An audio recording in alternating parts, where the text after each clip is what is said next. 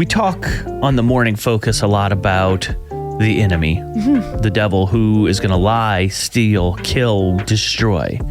But sometimes, because we live in a broken world, it's just other people that can hurt us, and that can be a very hard place to live in. Yeah, I mean, from kindergarten to preschool, even preschool on, right?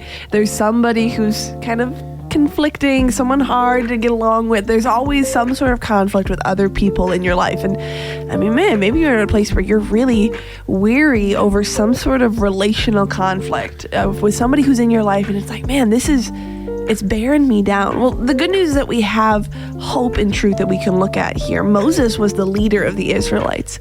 And man, especially if you're leading any group of people, right? He was very familiar with that weariness over conflict with people. It's interesting to see what his response was. Yeah, in the Bible, Numbers 16:4 says, when Moses heard what they were saying, they were grumbling, complaining, coming after Moses, calling him even a fraud.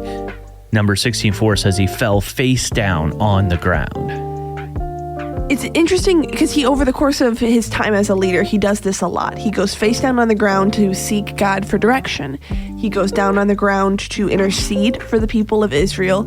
And then here he goes almost out of habit again as a way of saying, you know what, God, Mike, when I have a problem, when I have an issue, it's you that I got to go before. I got to get down on the ground. He doesn't rear up to face off against the people who are coming at him.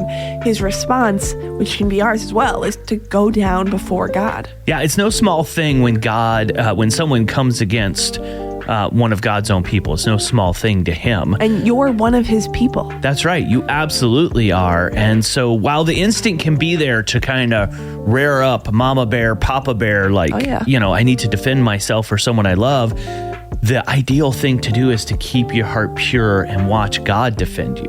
Part of the way you can do that is if you find yourself rehearsing defenses in your mind, you can lay them down and pick up one of his promises and rehearse that in your mind instead. Yeah, God knows what's true and God knows what's false. So if you're dealing with this, if you're struggling with it, know that you don't have to defend yourself.